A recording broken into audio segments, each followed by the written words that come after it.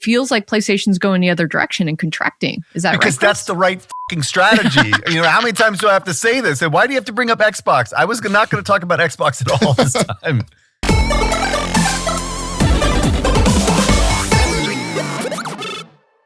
Hello, everyone, and welcome to Deconstructor Fun This Week in Games 373. I'm Jen Donahoe. I fill the marketing and publishing role in the podcast. Today we have... Phil Black, first chair. Yes. You lost it. Too busy checking your stocks. No, my... Phil Black, monetization czar, first chair. Maybe next week we'll figure it out when we're actually in person all together. So for the episode today, Tilting Point seeks a correction and... well, you'll see in a second. Supercell and King Team, based in Barcelona, announces funding for their company and their new game that's in alpha called Misfits. So we'll talk about that. Turkey introduces an updated set of subsidies. Man, it is good to be a Turkish developer. Get a lot of money from the government. Paramount is WB Games' new daddy. Oh, God. This is what happens when Mishka writes some of your updates for you. And we're trying to figure out if WB Games is safe. Assassin's Creed gets new leadership in a Parisian game of chairs, which in the US we call musical chairs. Discord has its comms-tastrophe.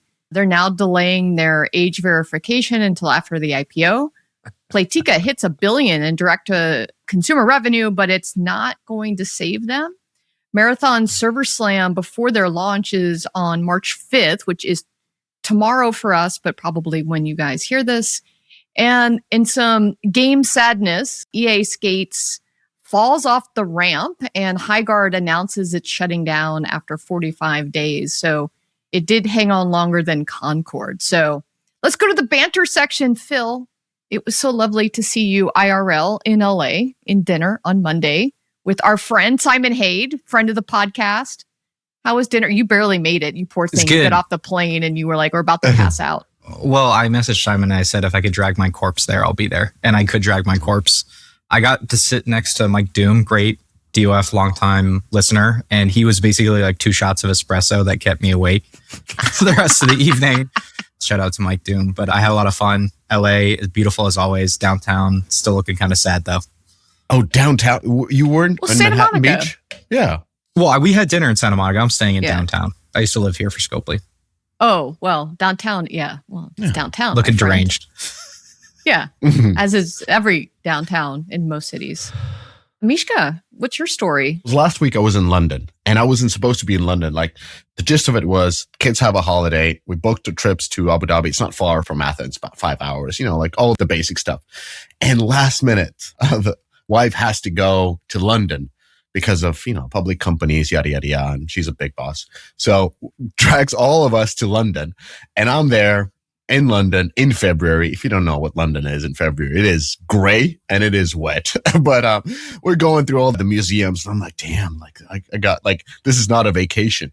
And then last day as we're flying back, we see that rockets are hitting Abu Dhabi. And if we would have been there, so thanks to my wife's job, we would be now in Abu Dhabi. I wouldn't make it in GDC. Yeah. So, hope everybody's safe in Abu Dhabi as they are. They are getting a lot of frag, but apparently people can't get out. Phil's contractor wife included, right? Yeah. I live in the Middle East now. Thank you for reminding me, Mishka. Yeah. Dude, live and die by the third world. Live and die by the third world, guys. Well, I will say this, you get messages from Americans and they talk about it so callously and it's like, oh, I'm in that region. Yeah. Missiles just hit Cyprus. You want the tax advantages? You got to pay the price, Yeah. The less taxes you pay, the more missiles you see. That's the... Oh, God. Yeah. Guys. Oh. Well, we hope everyone is safe and let's go to Shilling because that's a perfect segue. So this is the last podcast before GDC. It's next week. So thank God Cress is going to go pee right now as we do the Shilling. All right. Sunday is the Beta Hat Deconstructor of Fun kickoff party. Monday, this is going to be a really cool event. So this is Sensor Tower from 2 to 9. They're wrangling us all day. 3 events. 3 events on Monday? Sensor Tower kind of broke it down. There's the summit part, there's the mixer part, there's the dinner part. That's why it's so many hours between 2 to 9. It depends on where you got your invite.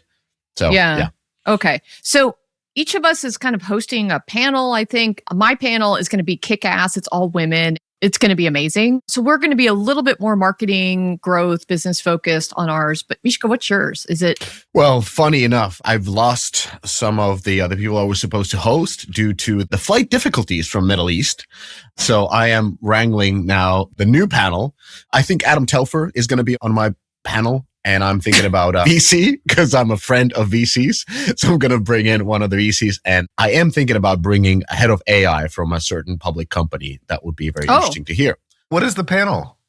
Mine is essentially talk about the market because Sensor Tower does their market presentation. But I wanted to get like a more insight from companies' perspective. How are they interpreting the data and how are they interpreting the number in real life? So I wanted a little bit of a different setup of people. And Adam said yes. So I know at least I'll have one opinionated person on the panel. I'm going to talk more about mine because I have the TikTok head of gaming for like kind of the partnership side. I've got the head of marketing for Call of Duty Mobile, and I've got the head of marketing and operations for Havali, and they work with RuneScape and Million Victories, and they're all women. So, mine's pretty cool too. Anyway, Focused. All right, let's keep going. All right, so Tuesday we have brunch with Appcharge and us. That list is looking really great for Tuesday brunch. Until they realize it's in Tenderloin, but let's move on. That location is amazing. It's just we did it last year. It was safe. It's fine. 10 a.m. Tenderloin, you'll survive. It was fine. It was fine. So Wednesday we have the AWS Apps Flyer Live Summit. I'm co-hosting on that one. And then our supper club with Deconstructor Fund, Newzoo, Morgan Stanley, and Tebex. Thursday, we're going to do our recording. We did switch this. We did last time we talked to you. It's at GDC. Mishka wants a fancy ass place. Yes. It's not a live recording anymore. No. Blame Mishka for that. Yep. One last show, Wednesday, 10:30 to 11:30 a.m. Room 2016, West Hall. Economics of a $1 billion cosmetic economy. You're going to want to be there. Beautiful. Oh, great. GDC Talk. I'm so proud of you for getting that. That is not easy, everybody, to get a GDC Talk. So what else we got, Mishka? Just on the blog side, we had Meta's gaming head on the podcast. He said that Meta is back, and I got to ask why did they leave in the first place, why they're coming back right now, and how can we trust that they will be here for the good and bad times. So check it out. It's all on blog as well on podcast platforms, recorded live. New website? So I didn't want to talk about the new website. We have a new website. It's in testing version. People are giving bugs. We were supposed to launch it on, tomorrow, but it's been just so busy with work and I'm literally mid-packing for GDC. So we might be launching a new site by the end of this week. So, but if not this week, then the next week. All right, so let's get into corrections. Go for it, Mishka. Yes. Apologies to Tilting Point. We mentioned it, but I wanted to wait for you since you spoke to them to do this more officially. The week before when I was on a podcast, we had a conversation about Tilting Point and that they sold the studio and so forth.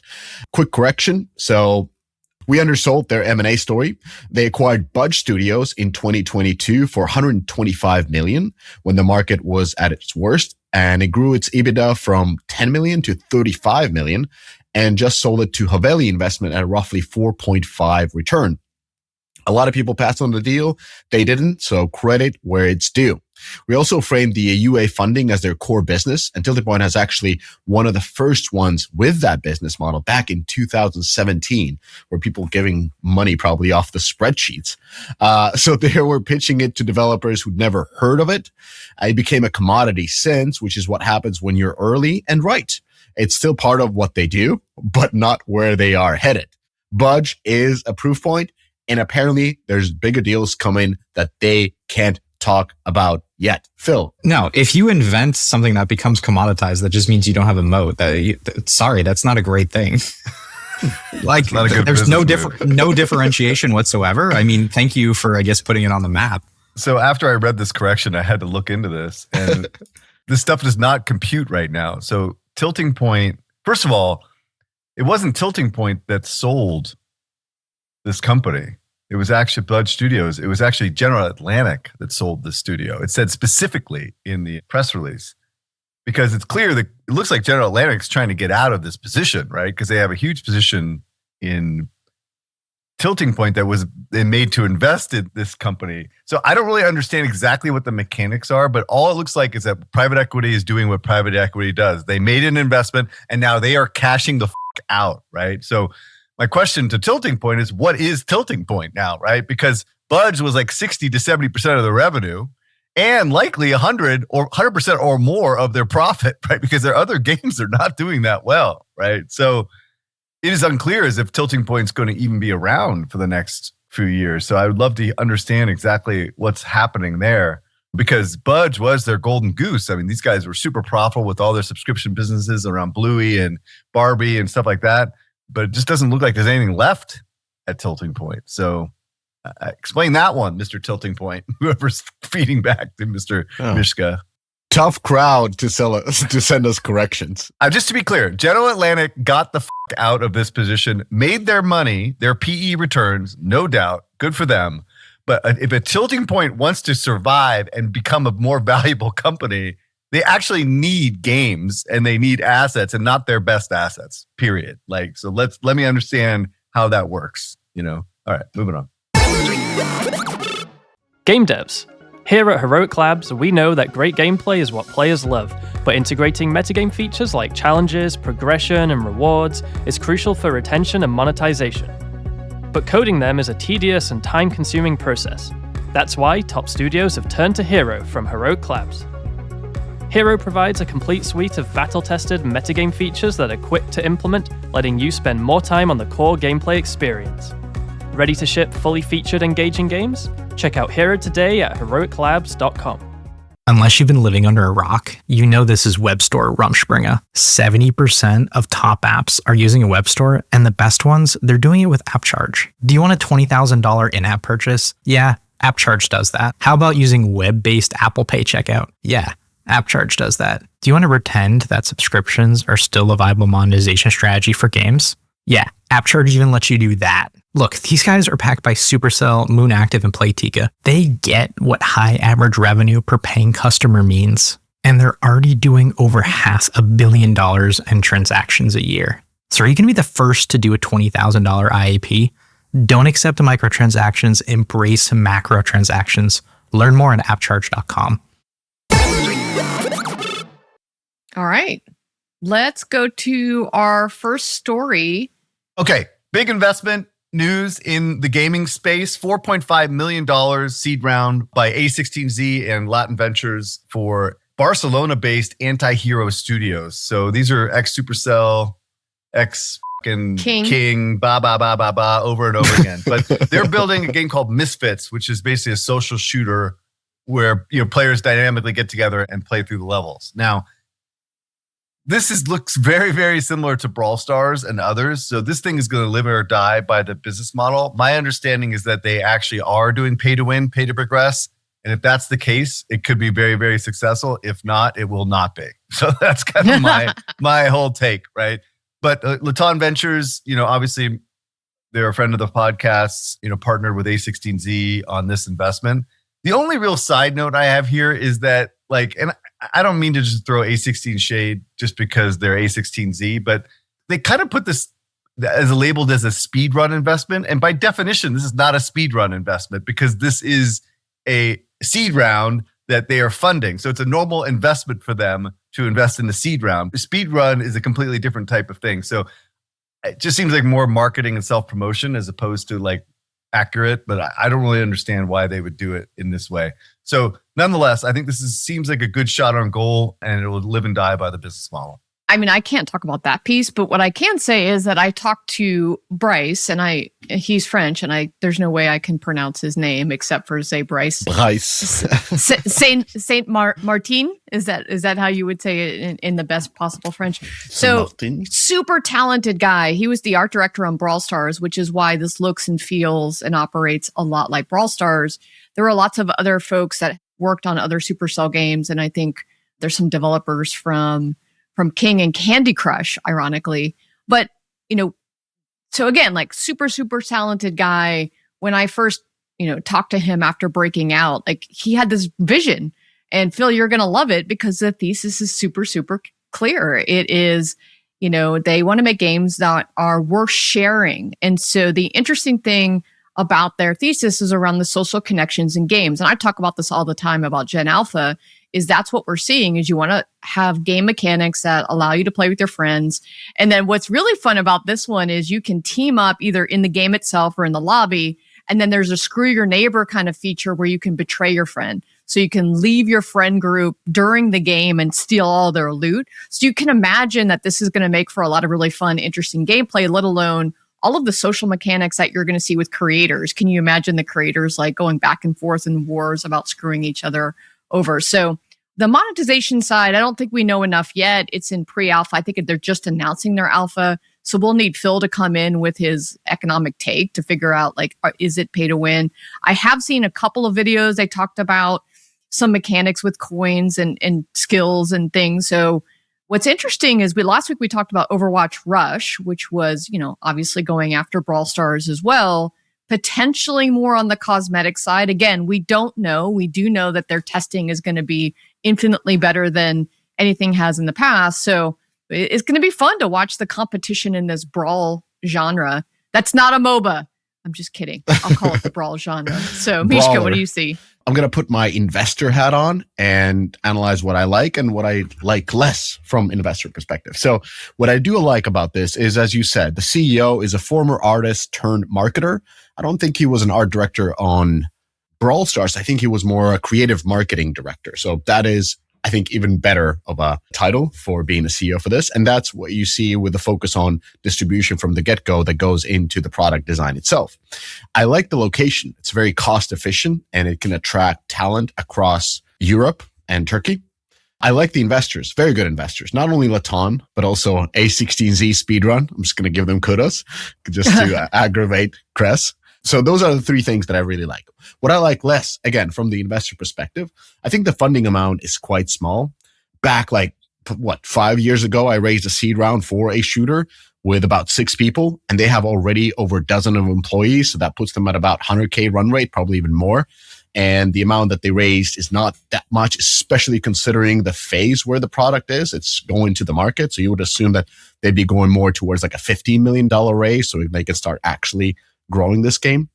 The second thing that I like less, and this is going to get Barcelonians probably mad, or Catalonians, the city for mobile is pretty much like the Montreal is for console. So there are thousands of very talented employees working on existing IPs for all kinds of big publishers. But when people move to Barcelona, they're not moving there to, grind under the Catalonian sun by the Mediterranean while drinking sangrias and eating pinchos till 2 a.m. in the morning. They're moving there for quality of life, as you do when you move to Barcelona. So that's, I think, something to keep in mind. The other part, what I like less, is what you guys mentioned. It looks like Brawl Stars. It plays like Brawl Stars. And so the marketer in me, which I cosplay often, asks, why would somebody pick Brawl Stars over this game?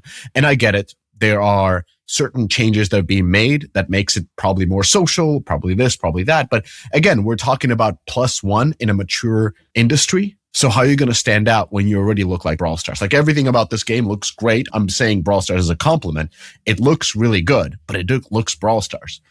And it looks like the team is pretty much in their 30s. This may be an investor perspective, but I like when the first-time founders are in their 20s, kind of like these sponges that work really, really hard.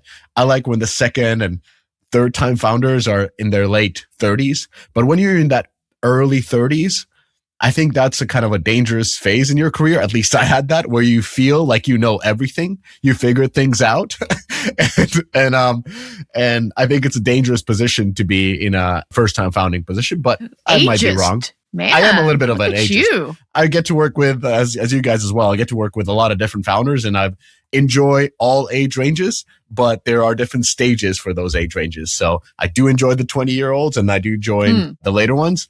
But for the first time in 30s, tough. And then finally, kind of like net. So let me say this. I think that the ex-Supercell founders are very few and far in between, which is a sad thing. In gaming, I believe, if I'm correct, there's only 2 ex-Supercellians over the past 15 years who have founded and exited a company. And Now, Supercell even set up their Spark program, which actually pulls founders in the company rather than being this breeding ground for entrepreneurs. I very much would like this team to succeed and unlock a new wave of talent that comes out of Supercell.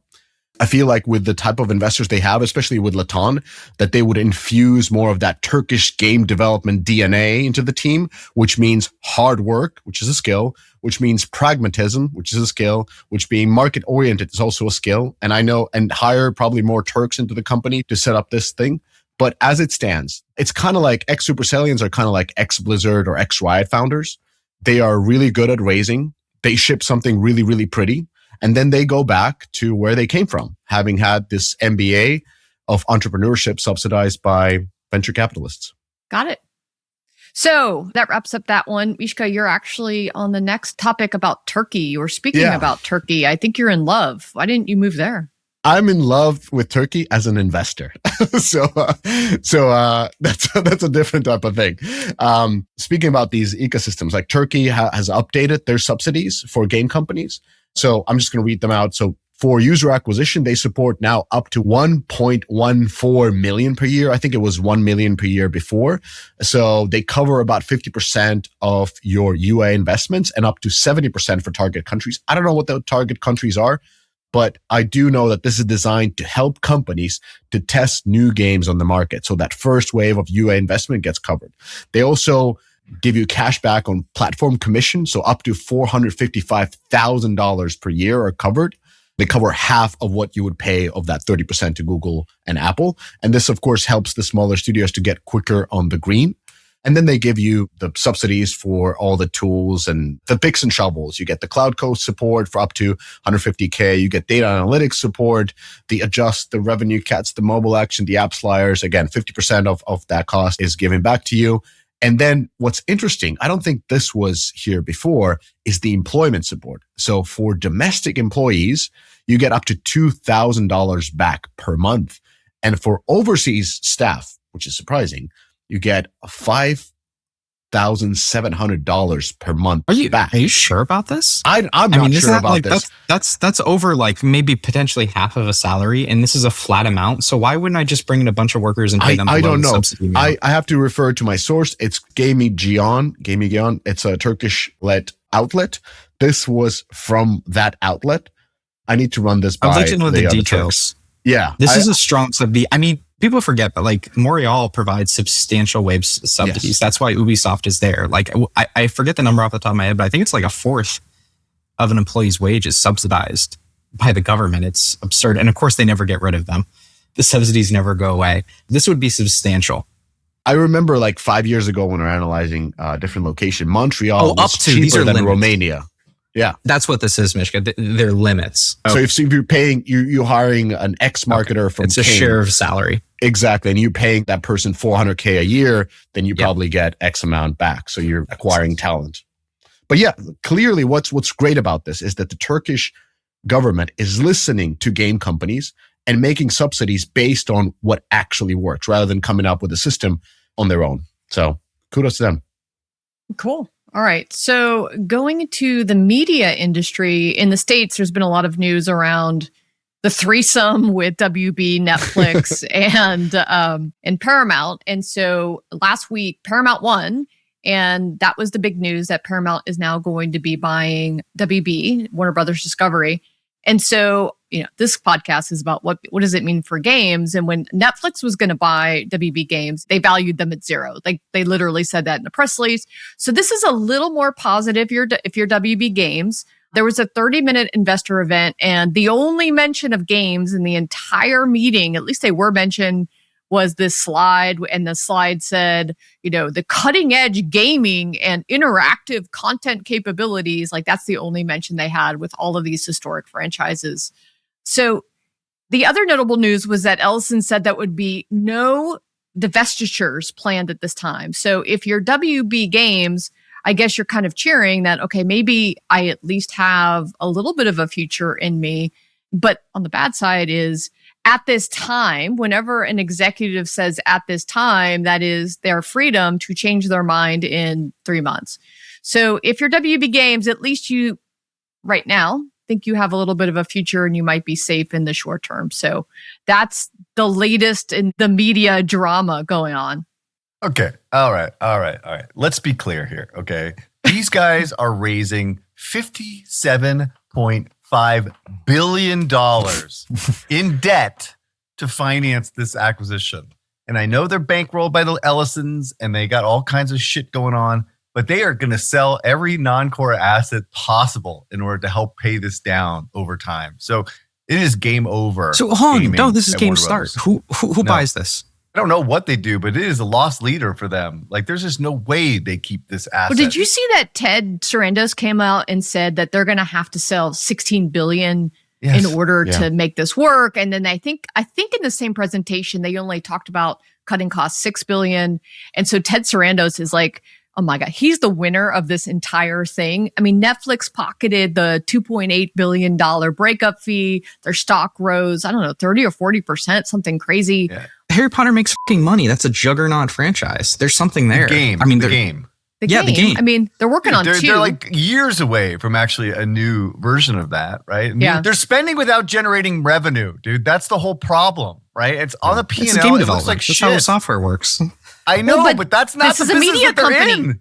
That's not the business that they're in. No, there's no fucking way that they maintain a gaming business with this transaction. This is bad news, Bears, for gaming. So what are you suggesting though? Like, does the next Harry Potter get shut down? Does it get sold to Disney? Maybe they're looking to hop back in bed. Like, there's like 3 studios that are great assets, right? The ET. Harry Potter studio, Avalanche, and Rocksteady. Rocksteady. But there's 3 studios that matter. Those will get sold out to other places. I think they're valuable in and of themselves, right?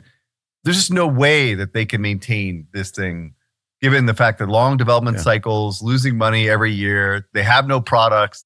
that's fine, but you think no one else is willing to take on that short run capital burden to get something like Harry Potter out the door? Yeah. Like, that sounds great. Like, that's sign up for that business. Dude, EA will buy it right now. Yeah. With the They salaries used to have the license, remember? But that's not the point. I do. The point is that, like, the notion that this acquisition is good for gaming is ridiculous, right? This is really bad. Like, means that they get sold again. And maybe they do find a home and it'll be better, right? But yeah, the mobile business is gone. Like, that is dust. That is dust, right? Did that exist? What did they do? I know. Game of Thrones. Exactly. They had the 4X game. Game of Thrones Conquest. Was it Turbine? The Boston studio. No, it's the Boston studio. Yeah, they have another one coming. It's called Game of Thrones King's Road. Yes, it was in soft launch right already. now. But Conquest makes them money. Like, that's the other 4X game. Like, before that, they had Hobbit, I think. I know that was licensed with Kabam. But yeah, their game that came out, the new Game of Thrones game, the 4X, great IP, very outdated product. Yeah, no doubt. They should give it to Chinese and just yes, stop. Minimum guarantees, line them up like Coke. Just like they did with Kabam. Just give it away. Just stop. Yeah, just license the stuff. So Chris, my point is not that this is good for WB Games, that it's like the lesser of two evils. Anyway, I think the outcome is the same. To your point, I think everyone's going to shut them down. Yeah. All right, let's go to you, Chris. Assassin's Creed.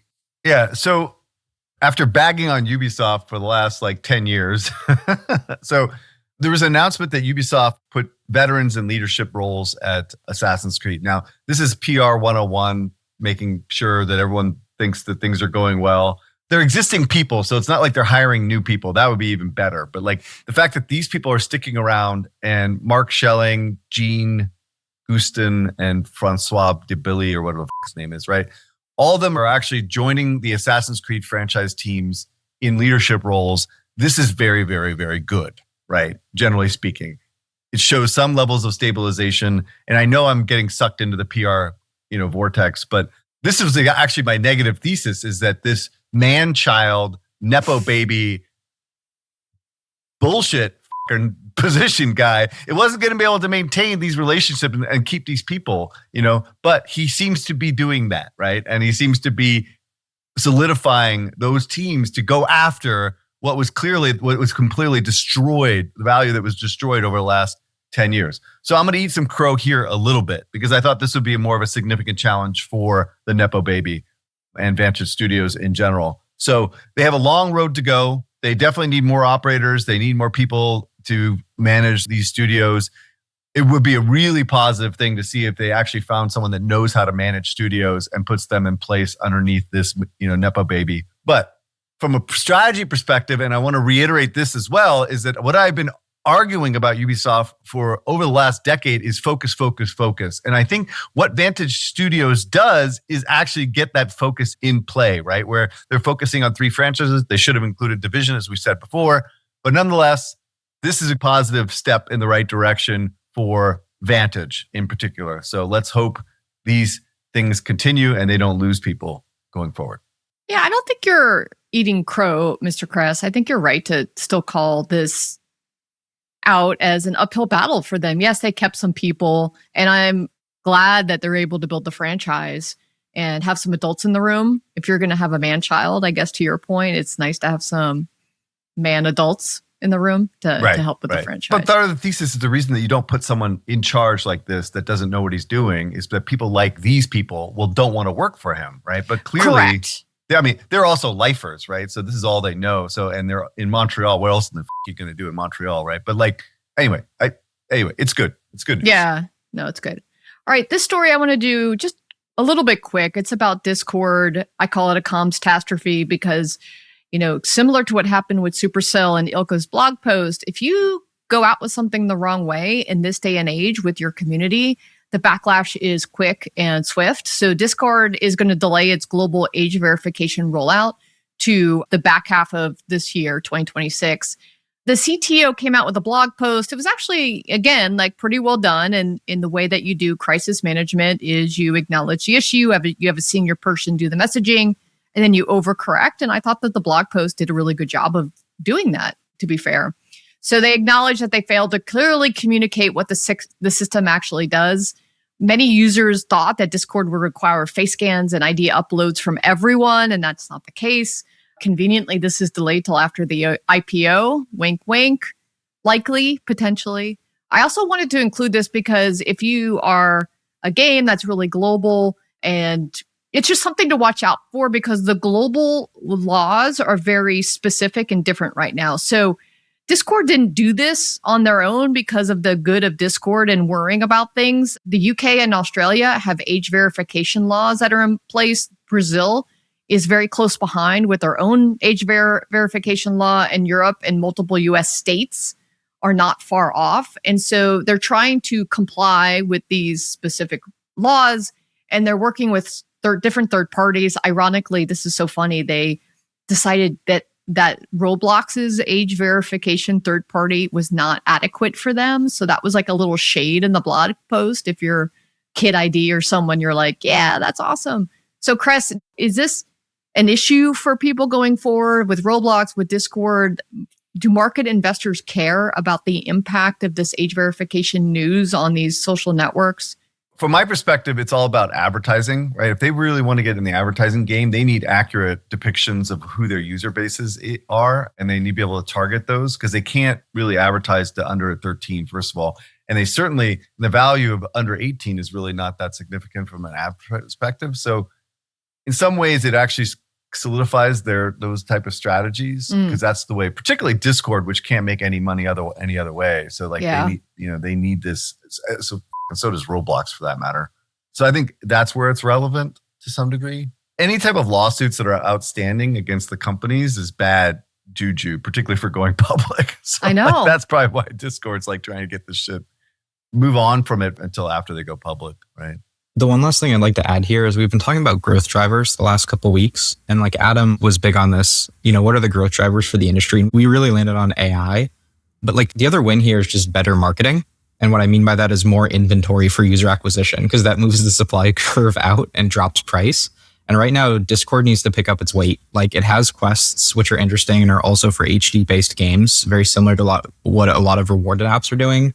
But we need more inventory desperately. This materially touches our P&L and they need to pick up the pace.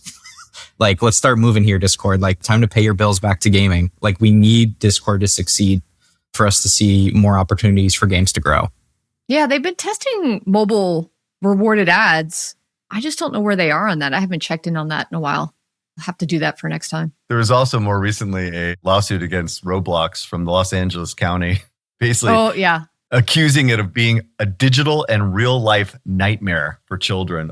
Well, they're going to call you to testify, Eric. Alleging the platform provides tools for predators to target, groom, and exploit minors. This is LA County, dude. That's not good at all. This is always part of the thesis around Roblox, that eventually this stuff is going to catch up to them, given the nature of the platform. I think you're wrong about this, and I actually think they're succeeding, because when you look at Australian social media bans and a lot of the social media bans that are happening for youths, Roblox is essentially dodging those regulations, which means that all those teens are going to turn to Roblox. So now they're starting to have regulatory lock-in, and if they keep the lobbying going and they don't f*** this up, this is actually a strategic advantage for them, is not being talked about as social media, which is why they should stop f***ing dating weird stuff from David. Like, drop the dating stuff, dude. It's weird. Yeah. No, I agree. And that I was talking to friends about this, that Roblox isn't considered a social network when it's absolutely the social network for children. And they are skirting that Australian. It's only a matter of time. I don't necessarily agree that's the case. I think that the key will be when that ban goes in, do we see uptick in Australia? Do we see anything in the DAU charts? But it's temporary at best. And plus it's Australia, which is really tiny, right? I agree, but you got to look at it as a test case as these regulations start to roll out. Like California is talking about this, like the steam for banning social media for under 13 is picking up steam politically. Yep. I mean, it's in the UK. Brazil's about to launch their law. So it's starting to roll out. We have to dodge this. Tim Sweeney better fucking be liquoring up these EU politicians to make sure Fortnite doesn't come under this either. Right. All right. Let's keep going. Mishka, let's talk about D2C and Playtika. Playtika hit $1 billion per year in direct-to-consumer revenue, and 74% of its business is casual games, thanks to Superplay acquisition. So their financial year 25 highlights include their revenue being $2.76 million, up from two and a half. So, about $200 million up in a year. Their DTC revenue went up from roughly $700 million to now over $800 million. And their net losses were up to $206 million compared to the net income they did just a year ago in 162. But that is probably due to the acquisition of Superplay. Could be wrong. Cress, what do you think? Poor Playtika, like the whole narrative of pushing direct to consumer has been like out there, and I've been poo-pooing it ever since because it doesn't make a difference, right? At the end of the day, yes, you earn more margin on it, but ultimately when you're paying 60% plus more in user acquisition, it doesn't really matter if you're doing direct to consumer or not. So they are an absolute 100% win story for direct to consumer. Let's just give it credit where credit is due. Yet their stock is down to $2.77 from its $30 peak, more than 90%. And the stock is already down 30% in 2026. So direct to consumer revenue is great, but it's not saving them, right? Because they don't have a great games pipeline. They don't have organic growth, and their UA costs are going through the fucking roof. And that's probably why they're less profitable. Superplay is doing well though. It's really scaling, but they did call in. First of all, no, it's not No? scaling profitably. It's not scaling profitably. If it was profitable, they would be doing a lot better, right? So no, Okay. incorrect. Incorrect. No rebuttal? I don't know the detailed numbers. I was just looking at You it just was scaling. said I didn't go deeper. They're like losing money. They're losing $200 million in a I record said revenue year. From what I hear, Superplay is doing well and the games are this is what you scaling. hear. And you said, no, they're not scaling profitably. I don't have a reply for that. I was like, could be. I didn't look deeper. All right. Moving Phil, on. you want to talk on this? So I grant almost all your points on this topic, Eric, but I would still say it's interesting to see, for instance, in Ilka's letter when he talks about Supercell's annual revenue that they have to report to the government and what's tracked on Sensor Tower. That gap has been increasing. And I think Supercell has been best in class when it comes to D2C. And of course, like we glued to Playtika because they were the first ones to really disclose this in their quarterly earnings. But if you go to Supercell, and especially since the Fortnite ruling, we haven't seen anyone actually do what the ruling allowed you to do, which is to have more direct link outs, because everyone's been huge pussies about pissing off Apple. And it looks like Supercell has grown a pair because they have a beautiful store.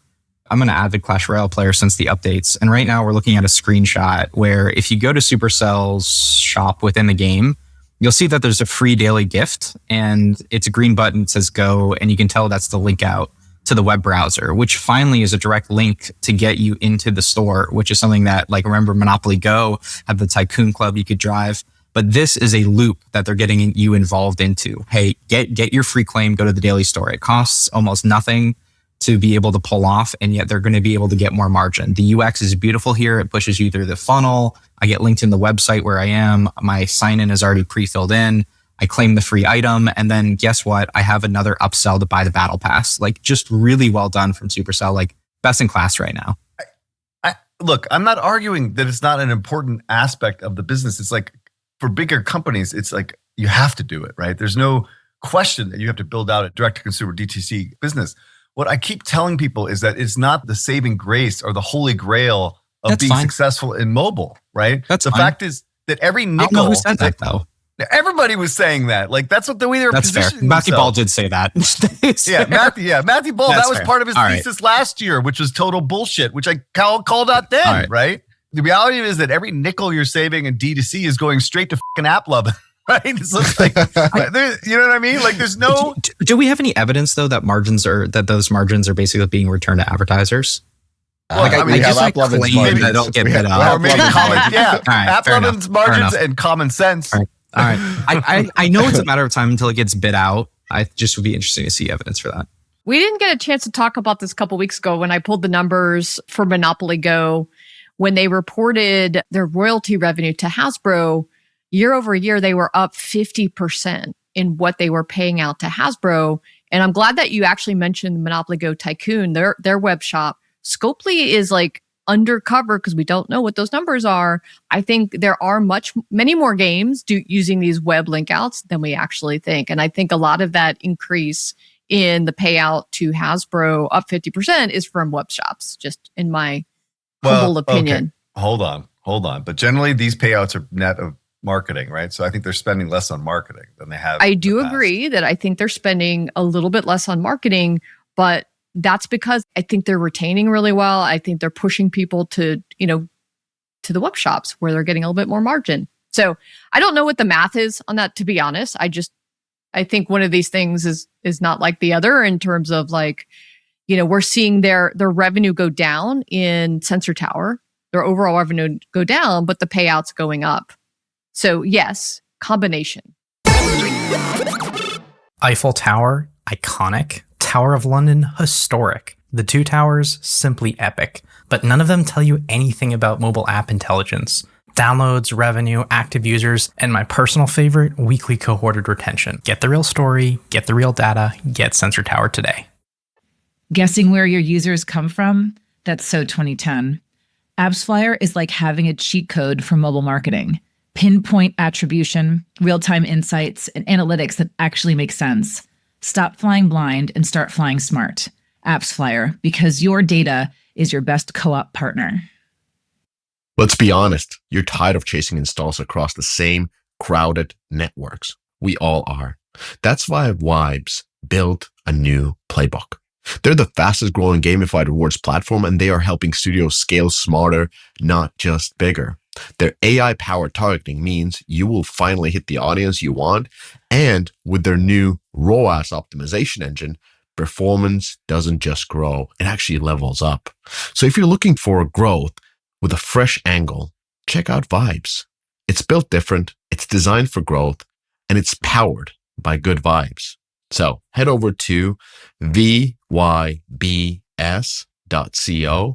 and get yourself some good vibes. All right, let's go to Marathon. So this was a little bit of a buzz going on. Take us through the story, Phil. Shooter Monthly. Jesus, Jen, this is the moment of truth. Like, does Bungie survive? Does Bungie die? Like, so much hangs in the balance of like this game doing well. And so they had a server slam, which was essentially their free trial. It's always a free trial, although always under the guise of like a tech test, which is, I guess, a side benefit, where you could play the game for free. It will launch by the time you're listening to this podcast. Remember, it's a $40 premium title. And I had the opportunity to play over the Server Slam weekend, and we'll also be covering this in Shooter Monthly episode 5. I think everyone's hyped for this.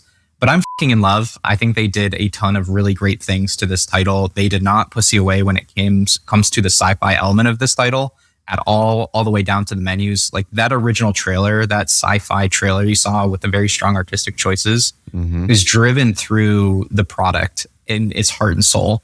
And I just got to give them a lot of credit for having some integrity. Remember when we talked about Concord just having a really weird aesthetic and not really driving through its IP into every part of the product? Well, this one does it in heaps and loads, and it's cool to just see a first-person shooter have swagger like this and really immerse yourself in its world. I think the question is like, what does this mean for Bungie and how much money are you going to make off this game, if at all?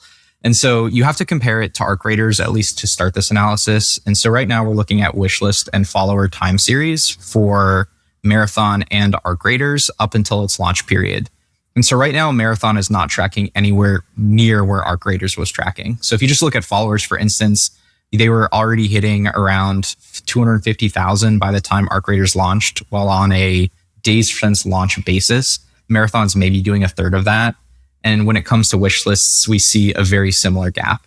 So if we kind of take a look at where Arc Raiders did in terms of converting its followers and wish lists into actual sales, which again is one data point, and had particularly strong conversion because it picked up steam, we can take a look about where we would think Marathon might land based on its numbers right now. And so you're looking at like a 30-day revenue of maybe around 60 to 100 million. Again, that's just Steam numbers, so maybe we get higher to 250. Now, these are complete shots in the dark for me. There's a lot of assumptions that underpin this, but I don't think that's an awful result for Bungie. I think, they probably spent 300 million on development from what I've heard, although all sunk costs. So all they need to do right now is beat the variable costs for this thing to survive. And I think it'll be able to do it. I think there's a ton of genre innovation here that is worth talking about in a moment. I mean, obviously the competition is really heating up in this genre. You've got 2 premium games at $40, right? The new Magic price point, especially when you're on PC on Steam. So Arc Raiders versus Marathon. Marathon actually should be thanking Arc Raiders for making this genre a little bit more accessible. I think a lot of the magic of Arc Raiders has been the accessibility and bringing people into a genre that has been really a niche genre.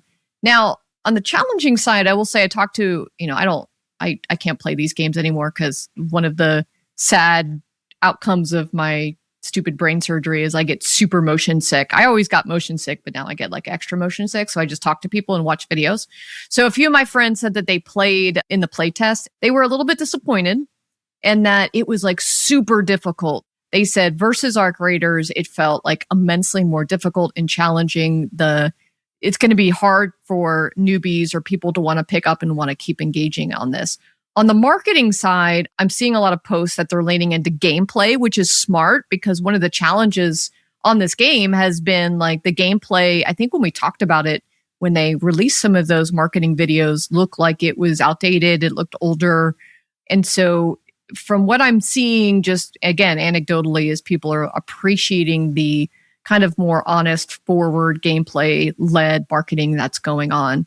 So, they also had to overcome the whole, I don't know if you remember, there was like a little bit of an AI art like kerfuffle where they blame a contractor for putting in some like art that was plagiarized. For a sci-fi game? For somebody else. Wow. Amazing that AI would be used. Well, and I think there was like a plagiarism thing. And so anyway, they had to, like 6 months ago, completely revamp all of the marketing. And so that's done. And here we are in this place. So from a marketing perspective, unclear that this is going to overtake Arc Raiders. I was just looking at Sensor Tower's data. So basically they have on their latest report, the latest State of Gaming report, how downloads and prices, and you can kind of see the top games. And I did a quick calculation. So if they sell this for $40, they keep $28, right? And that means that they would need to sell almost 9 million copies to break even. And of course, there's free-to-play aspect. And that would put them pretty much just 1 million units lower than Arc Raiders to break even. Does that sound correct? Oh, to break even? Arc Raiders has sold 12 million, if not more than that. Yeah, exactly. Right now. Okay, so now deluxe edition, baby. We need deluxe edition. So it says Arc Raiders has sold, according to Sensor Tower, this ended in 2025, so they probably picked up. But by 2025, end of the year, they sold like little under 11. So yeah, so this would kind of have to hit the Arc Raiders numbers to be profitable. But break even, remember, sunk costs. So they just got to be variable costs to survive right now. Philip, okay. No, please. Please. So here's the problem. Like at a high level of 30,000 feet, Sony made an absolutely massive investment in Bungie, right? And $5 billion or whatever the they paid for it, which was a ridiculous price back then. So this is the fundamental problem, is that 4 to 5 million units, which is what they're tracking to do, is not going to cut it, right? That's not even close to cutting it, right? To justify Bungie's existence, really. And I think Mishka's for once right. It's like, even if they hit numbers from Arc Raiders, they're not barely break even at best. Like from a company perspective, they need to fucking knock it out of the park. And this game ain't going to do it, you know? Really? Like I think it's going to be 4 to 5 million units. And that is not okay. That is not okay, right? It may seem okay. It may be reported as okay, but it's certainly not okay for Sony. Chris, if you're correct, what happens then? I think they consolidate to one team and they make one more shot and make the next Destiny. Destiny 3? And that's their Destiny. And this thing shuts down just like the rest of them. Fuck. Looks pretty. Yeah. I think it looks really cool. Looks difficult. I just don't think the game is good, honestly. Like I think the game Did plays you play well during the server slam? No, I've just been talking to a lot of people about it. But it shoots nice, but in terms of the core dynamics of the actual game to keep people engaged, it doesn't have that hook that Arc Raiders has. I don't think that's fair at all. I think first of all, they're very different games. I think you really got to think about Arc as appealing more to the Destiny players. It's far more of a PvE RPG. There's a lot more persistence. You remember you go on the expeditions, which are your 60-day seasonal cycle. You prestige your character. You get some baseline upgrades that you carry forth to the next expedition. Whereas this is going to wipe every 3 months. It's only first person view. And I think the thing that's become really important in both of these games is thinking about the drama curve, what you experience in terms of player density over the map and how conflict happens. And that's where a lot of these games have innovated in terms of taking Tarkov's formula and changing it. So if you remember Tarkov, you would spawn into a persistent server and some players could have already been there for 30 minutes. And that completely changes the in-game dynamics. And Arc Raiders tunes this down in terms of match length. They still have some injection, but the injection of new players is only during a limited window. Marathon starts with all players simultaneously spawning into the server.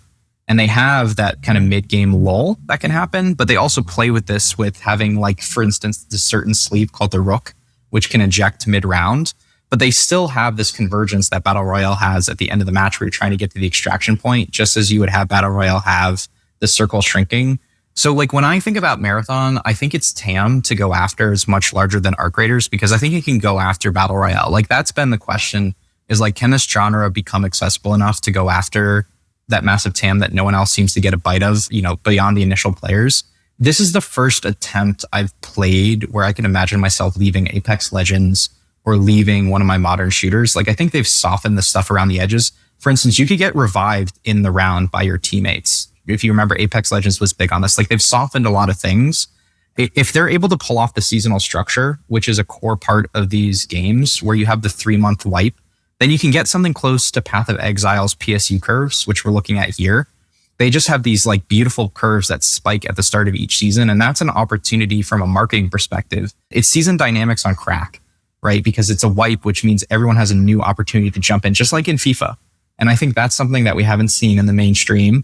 And I think that's something that they can master to give this thing some legs. All right. I'm sure you will have a ton more in Shooter Monthly. I think you're recording tomorrow, right? Or today. In an hour. Yeah. This is just my prep talk to myself. Yeah. Phil, one other question before we go.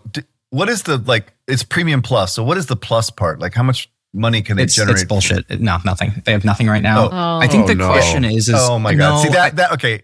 I mean, their cosmetics is not well done either. That's a problem. Well, then it's over, dude. I mean, it's fucking over.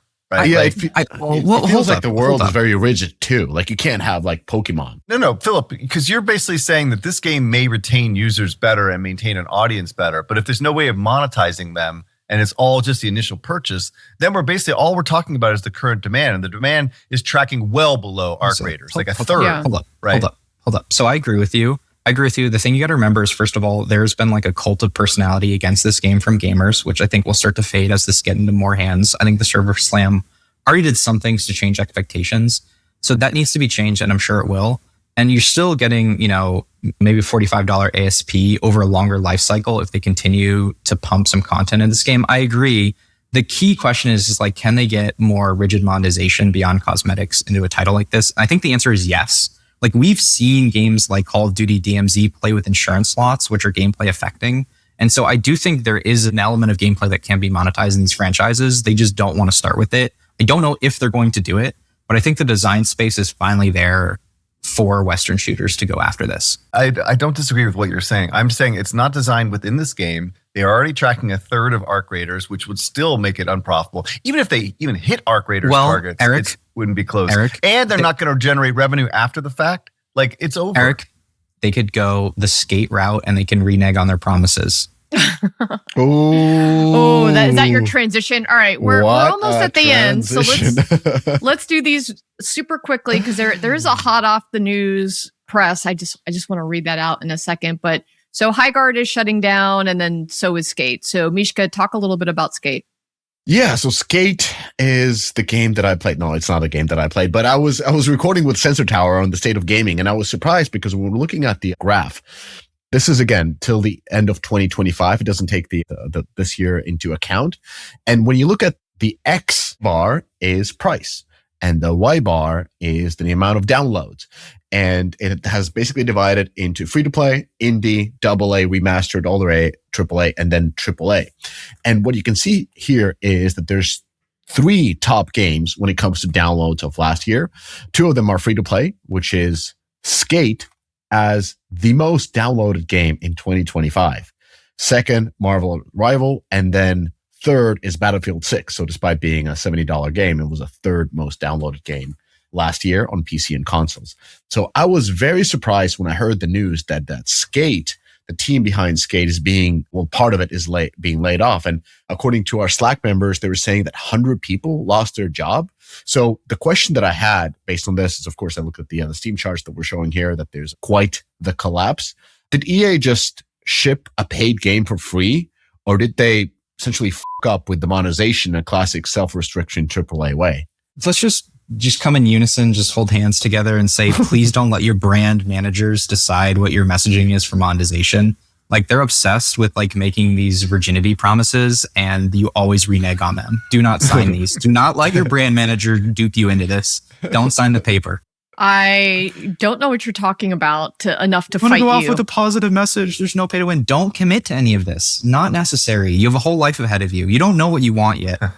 Yes, you know, in the world, especially at Riot, this is like the thing that they teach you very, very well is you have to be transparent and straightforward and not make promises that you don't know if you can't keep. So I agree with you in premise. I don't know what the specifics are in this case, Phil. Again, 30,000 feet here. This was a passion project from the guys in Vancouver, right? I mean, that's all this was really, right?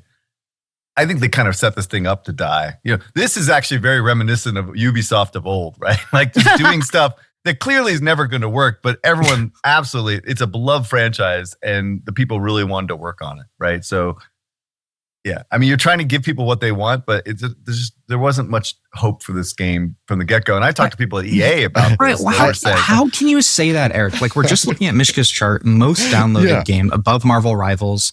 They had over 150,000 players or 134,000 just on Steam in terms of top PSU. Like, what are you talking about? There was fucking insane top of funnel for this. But they never had any hope. There's no business model for it. But that's more specific. That's saying that they weren't able to change Skate into the RPG it should have been to be able to build the retention units. It's not the right people. It's not the right team. And it's almost not the right IP to monetize in the way that needs to be monetized. Paying to win in a Skate game. No, this is a vibe game, dude. This is like vibe coding for games, dude.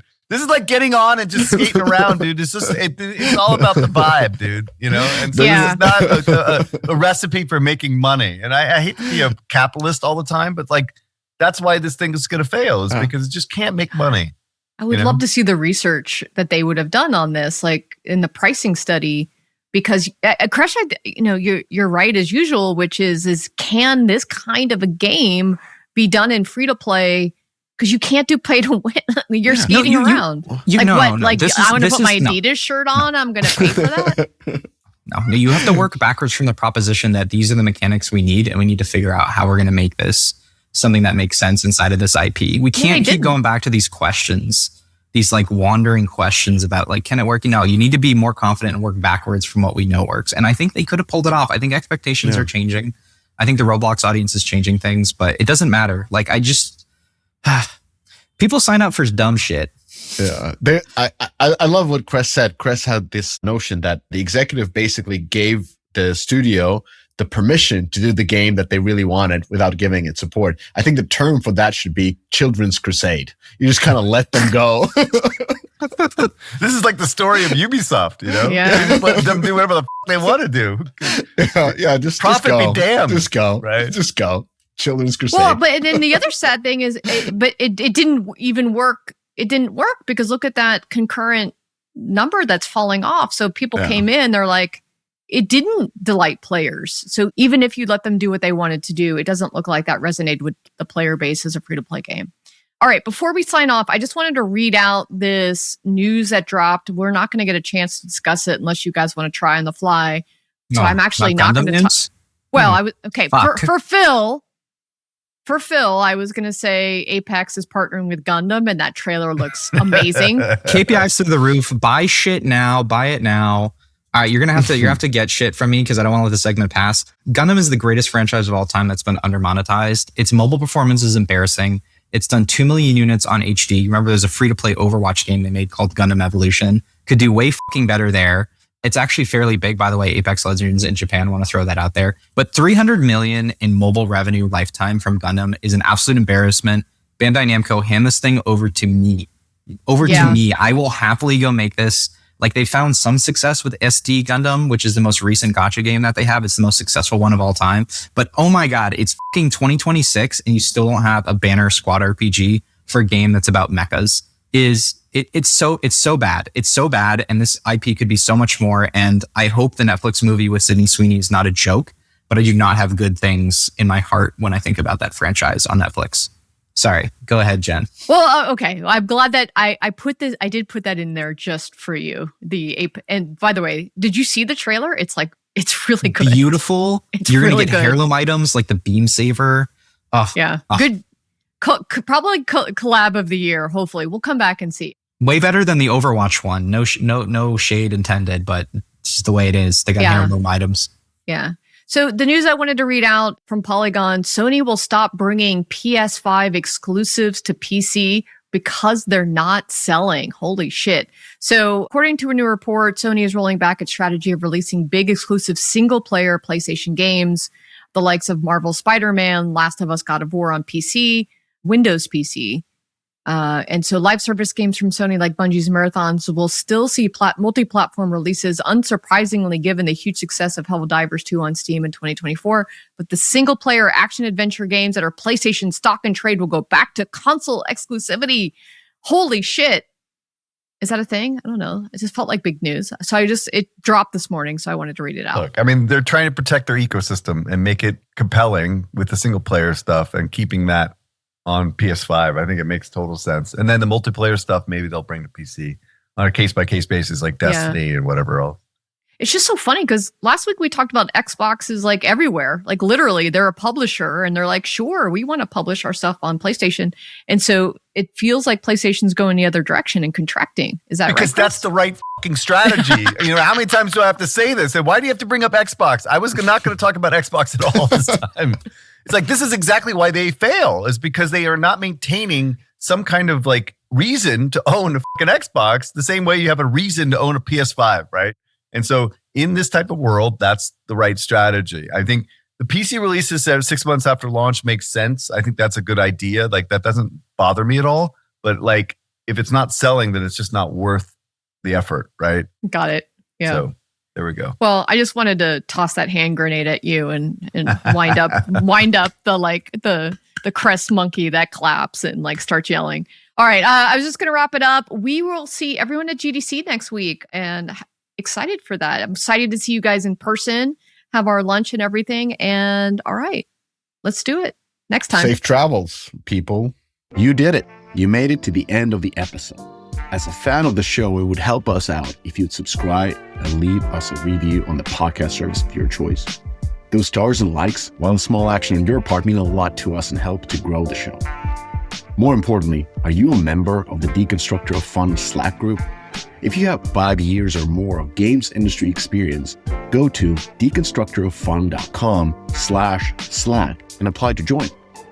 Join the games industry best professional community filled with peers always willing to lend a hand, or subscribe to our newsletter to get all the latest insights from the Deconstructor of Fun content creators. Thanks for listening.